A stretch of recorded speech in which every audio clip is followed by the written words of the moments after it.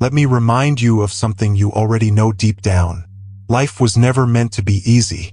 It never promised smooth roads or sunny skies. It promised nothing, yet it offers everything. Opportunity and adversity, wins and lessons.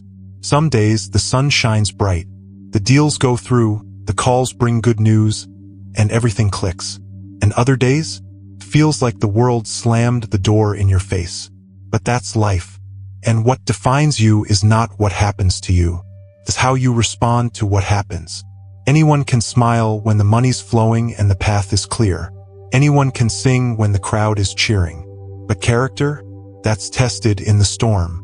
It's revealed when the skies darken and the winds rise. So the real question isn't if life will get hard. The real question is, when it does, how will you show up? Will you stay strong? Will you choose positivity when it would be easier to give up? Because here's the truth, plain and simple. You can't control everything that happens, but you can always control your spirit. You can build an attitude so resilient that even when the world shakes, you don't fall apart. Today, I'm not here to hand you fantasies. I'm here to offer real, practical tools to stay focused, to stay grounded, and to stay powerful, even when life throws its worst at you. If you're tired of being knocked around by every bad day, if you're ready to build an unshakable mindset, then listen closely, because what you hear today could shift everything. 1. Tough times are part of the deal. Let's set the record straight. Hard times are not a glitch. They're part of the package. Someone once asked me, "Why is life so hard sometimes?" I said, "Because if it wasn't, you and I wouldn't grow." Difficulty is built into life on purpose. And that's not bad news. It's good news. Because inside every challenge is a seed, a lesson, a gift waiting to be revealed, but only if you stay in the game long enough to receive it. The soil says, "Give me your seed. Give me your sweat, your patience, and I'll give you a harvest." Not overnight, not instantly, but eventually if you remain faithful to the process. Life says the same. I'll give you the rewards, but I need your effort, even on the days that feel heavy, especially on those days. Tough times aren't your enemy. They're your training ground. They shape you. They refine you. They introduce you to the strength you didn't know was in you. Without winter, there is no spring. Without pressure, there is no diamond. So we have a choice. We can complain about the cold, or we can learn to bundle up and keep moving. We can resent the challenges, or let them build something in us that comfort never could. Because the question isn't, will it get hard? That's already guaranteed. The real question is, will I rise above it? Will I become stronger than the storm I'm facing? Here's a shift in mindset that changes everything. Don't wish it were easier, wish you were better. Don't pray for fewer problems. Pray for greater skills. Don't hope for no storms, hope for stronger wings. And as you grow, something amazing happens. The same problems that used to overwhelm you, they start to shrink. They become stepping stones, not roadblocks. That's the deal we have with life. It's not built for comfort. It's built for growth. So when life pushes, push back harder. When you feel stretched, stretch farther. When the winds rise, spread your wings wider. You don't build a meaningful life by walking the easy path. You build it by walking through every terrain, with strength, wisdom, and unshakable spirit. So today, settle this once and for all. Tough times are part of the deal. And you're tougher than you think. 2. Protect the garden of your mind. Once you accept that challenge is part of the journey, here's your next mission. Guard your mind like a garden, because that's what it is. Not a machine, not a storage unit, a living, breathing garden. And like any garden, if you don't tend to it, something will grow anyway, and most of the time it won't be good. Plant discipline, belief, gratitude, and you'll see a rich harvest. But neglect it and the weeds take over. And here's the thing about weeds. They don't need water. They don't need attention. They show up uninvited. Negativity, fear, doubt, they come naturally. You don't have to seek them. But if you're not vigilant, they'll root themselves deep. So ask yourself, are you the gardener of your thoughts? Or are you just reacting to whatever grows? Input equals output. What you read, what you watch, who you spend time with, these are all seeds. And whether you realize it or not, they are shaping who you're becoming. Some people unknowingly plant weeds every single day.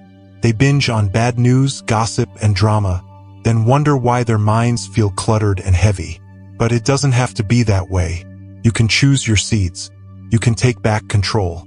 Be intentional. Feed your mind with strength. Surround yourself with growth. And over time, you'll build a mindset so rich, so resilient, that even in the toughest seasons, you'll still grow. Weed out the negativity. Guard the garden of your mind. Failure, resentment, they grow fast in an unguarded mind. And without even realizing it, many let pessimism take up space, rent-free. Then they wonder why their hope feels thin, why courage dries up, why dreams feel buried under doubt. It's not a mystery. The weeds have taken over. But here's the good news. You can take back control. You can pull those weeds and replant seeds of strength. You can become the master gardener of your mind. How?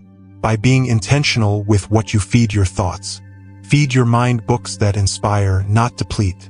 Feed your mind voices that elevate you, not tear you down. Feed your mind ideas that challenge you to grow, not excuses that keep you small.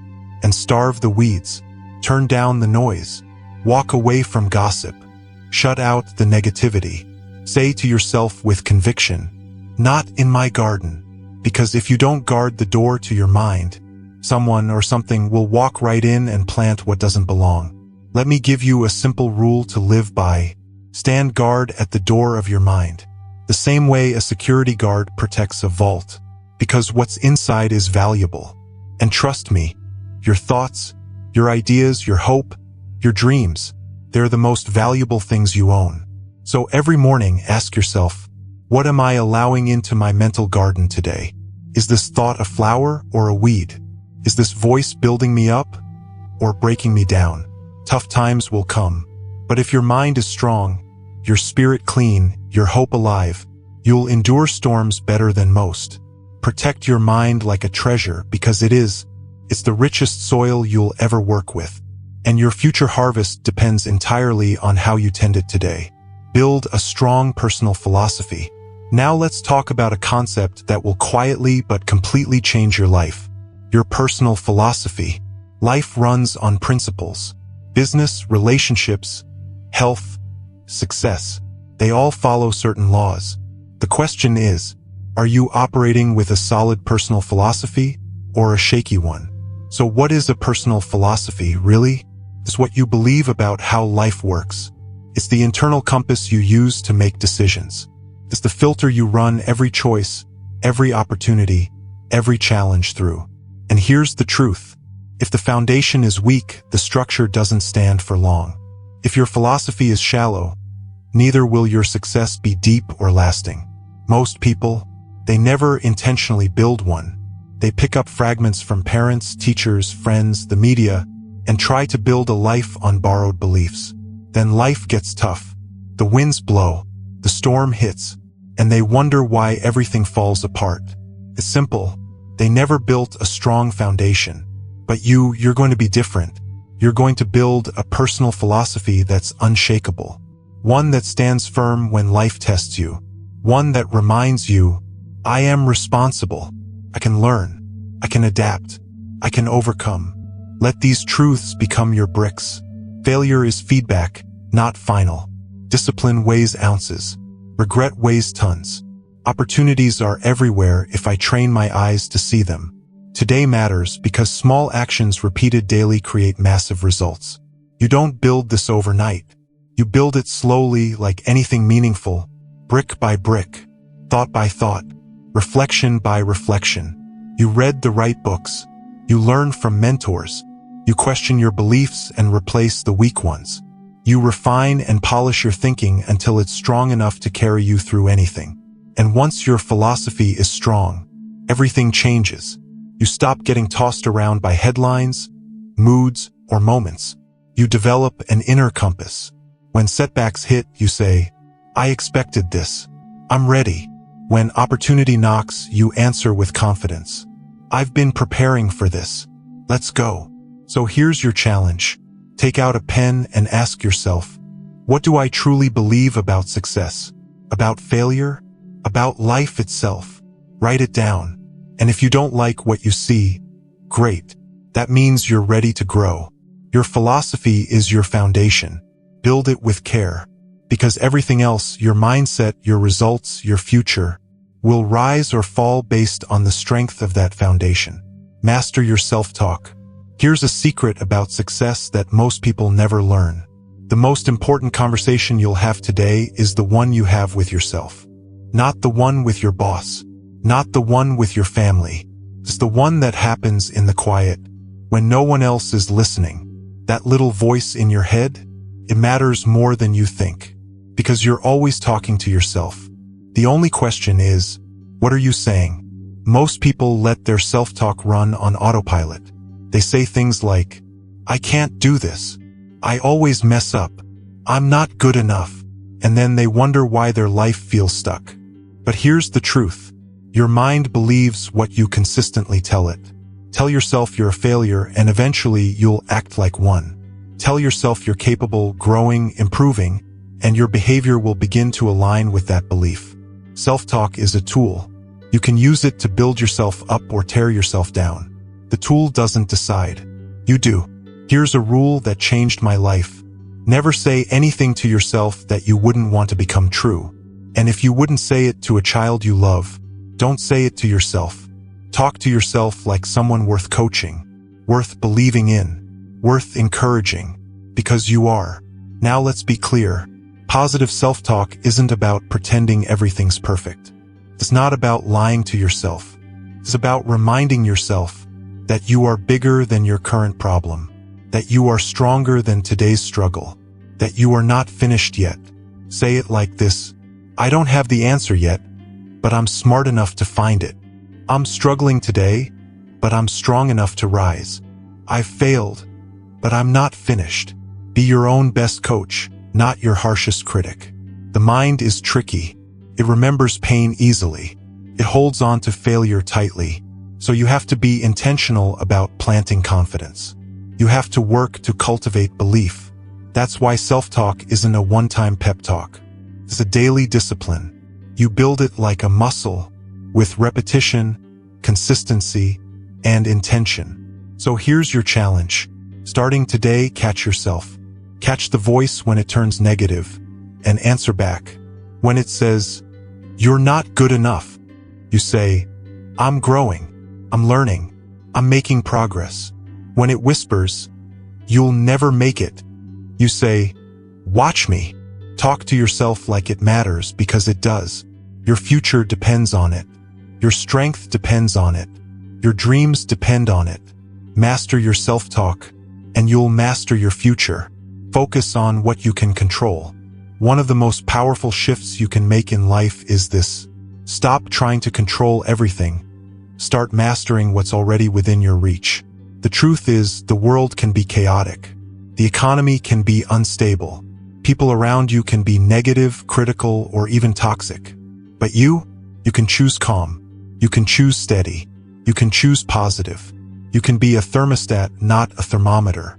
Thermometers just reflect the temperature around them. Thermostats set the temperature. Be the one who sets the tone for your life. Here's your assignment. Grab a sheet of paper and draw a line down the middle. On the left, write, what I can't control. On the right, write, what I can control. Now be honest.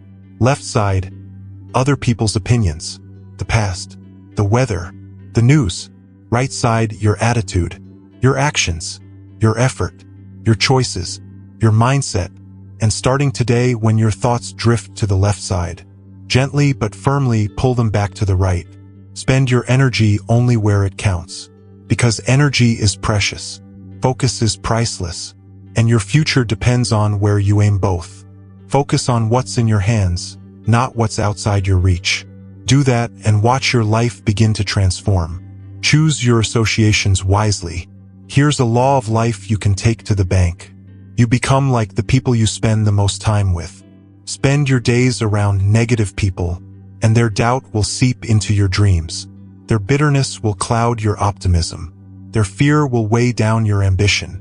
Association is more powerful than most people realize. When I first heard that truth, it shook me, because I realized if I wanted to change my life, I had to change my circle. Now don't confuse this with judgment. This isn't about looking down on others. It's about guarding your future. It's about protecting your potential. It's not personal, it's principle. There are three kinds of people: lifters, who raise your spirit, your standard, your vision; leaners, who rely on your energy without giving any back; and drainers, who pull you down with their excuses, their complaints, their fear. Your future is too important to let it be drained. So here's what you do. Evaluate your associations. Ask yourself, who challenges me to grow? Who inspires me to aim higher? Who brings out the best in me? Then ask the hard question, who's feeding my doubt? Who's keeping me small? Once you're clear, you have three options. Disassociate. Some people you need to lovingly release. No hate, no drama, just distance and wisdom. Limit. Some people you can't cut off, but you can limit their influence. You decide how close they get. Expand. Intentionally seek out lifters. People who are doing better than you. People with fire in their eyes. Get around them. Let their belief sharpen yours. Because both growth and decay are contagious. Walk with the wise, you grow wiser. Walk with the courageous, you grow bolder. Walk with the fearful, you shrink. Choose wisely. Your future depends on it. Here's a simple action step. Write down the 5 people you spend the most time with. Then ask yourself, are they watering my dreams or drying them out? If the answer is uncomfortable, that's okay. Change is uncomfortable but necessary. Choose your associations wisely, and you choose a stronger, brighter future. Your daily disciplines. Listen closely. Success isn't one big leap. It's a series of small, simple disciplines practiced daily. And failure? It's just as simple, small errors in judgment repeated over time. The gap between where you are and where you want to be isn't a mile wide. It's just a few daily decisions, stacked one on top of the other. Discipline is the bridge between your goals and your accomplishments. Now here's the truth. Discipline doesn't always feel exciting. It's not flashy. It's not glamorous. It doesn't always give you a rush of motivation. But it works. And even when it doesn't feel like it's working, it is. When life gets heavy, when storms hit, when motivation disappears, discipline becomes your anchor. Motivation is fleeting. Discipline is dependable. When you're tired, discipline steps in. When you're discouraged, discipline shows up. When you're uncertain, discipline carries you forward. Here's the secret. You don't have to be extreme, but you do have to be consistent.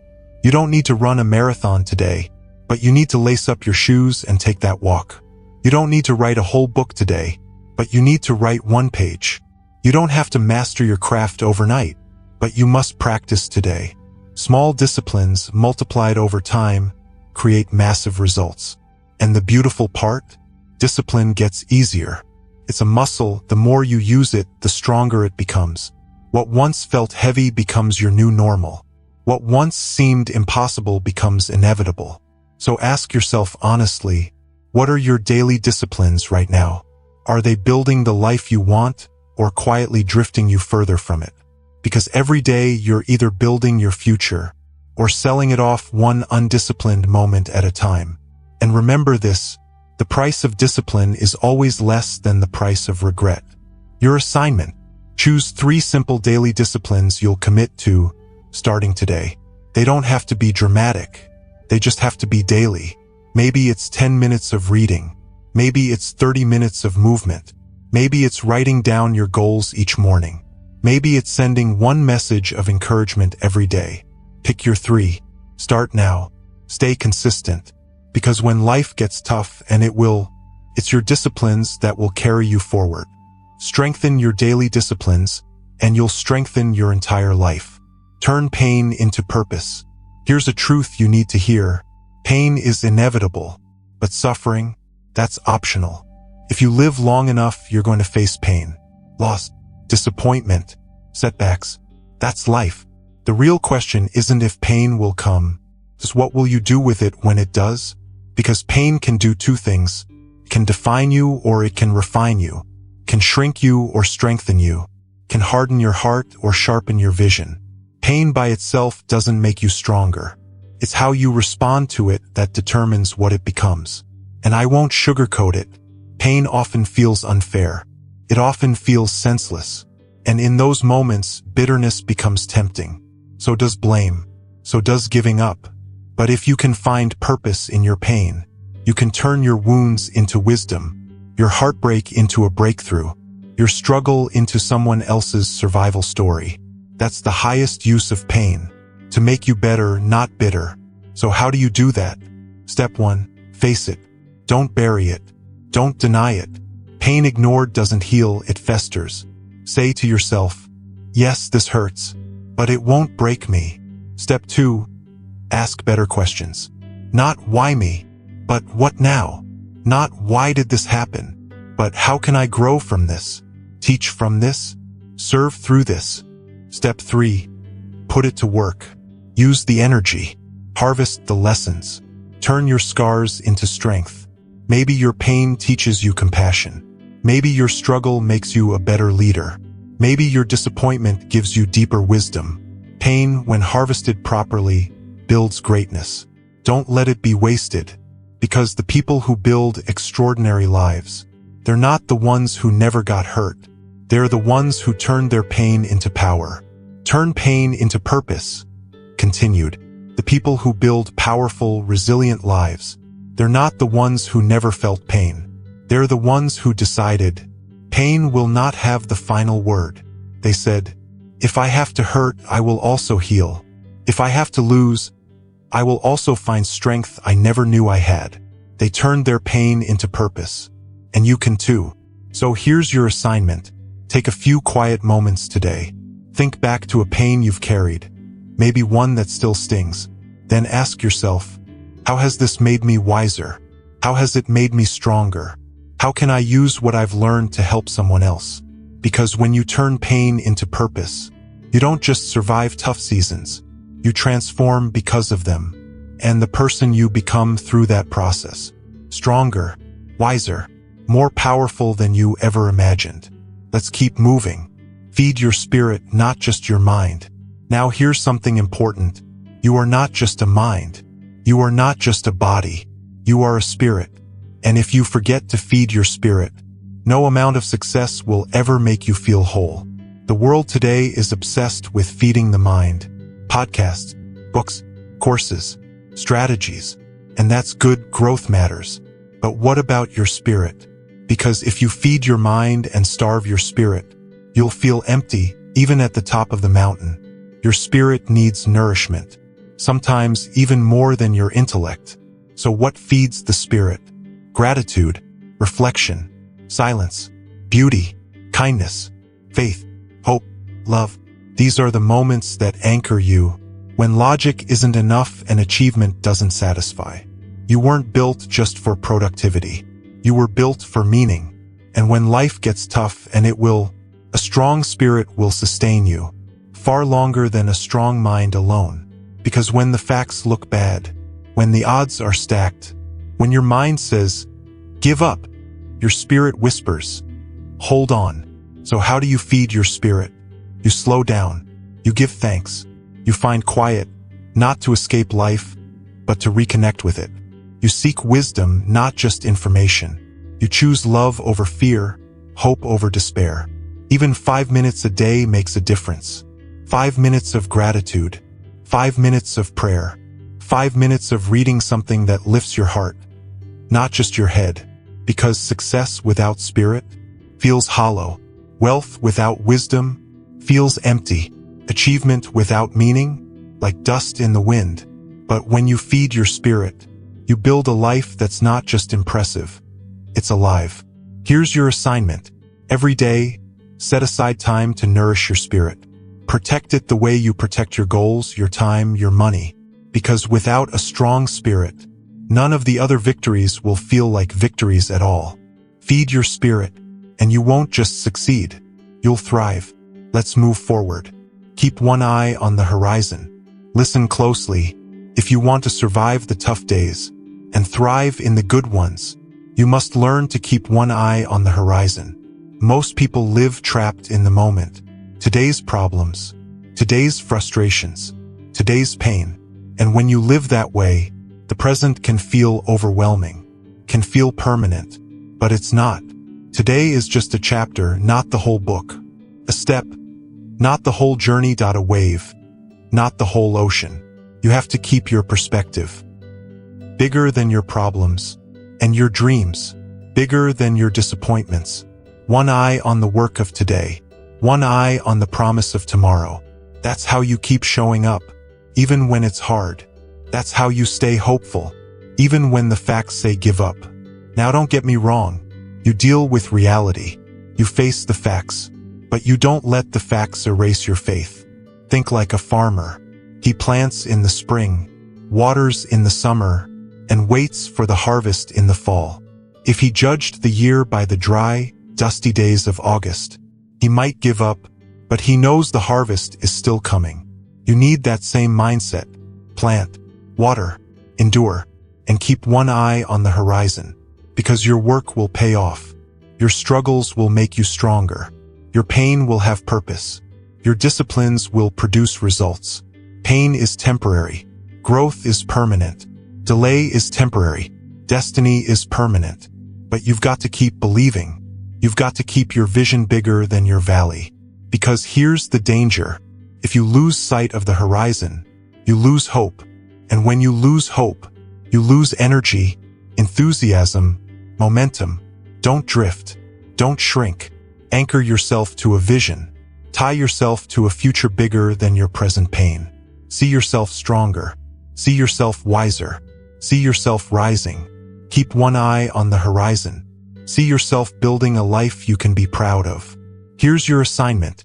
Take time today to write down the vision you're aiming for. Not where you are, where you're going. Not how things look now, how you want them to look when you finish. Post it where you'll see it every day. Remind yourself, this is why I work. This is why I endure. This is why I stay positive.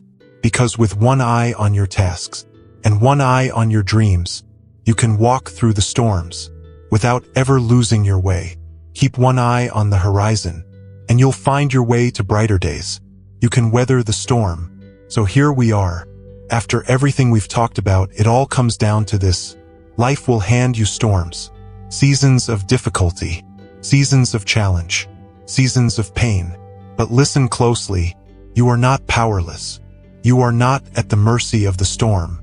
You have strength inside you that you haven't even fully discovered yet. You have wisdom waiting to be awakened.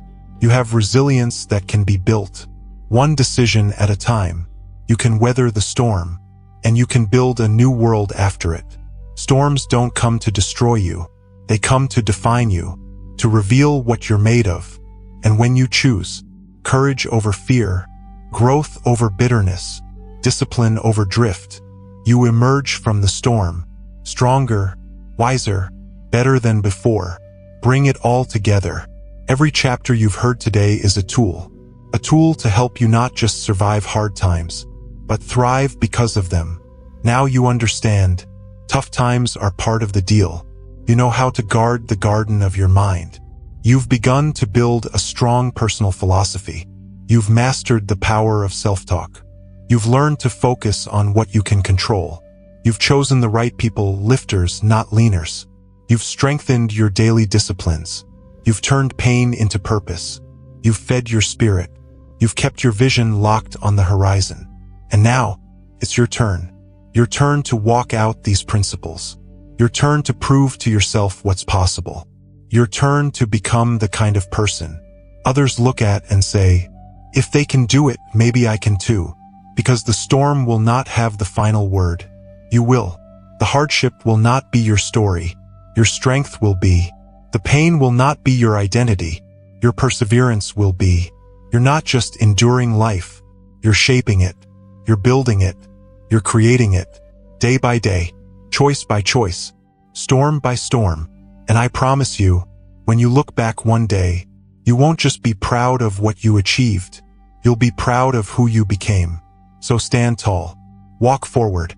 Smile into the storm if you have to, because you were made for more than survival. You were made for strength, for stoic mindset, for victory. You can weather the storm, and you can build a new world after it. The best is still ahead. Now, let's go to work.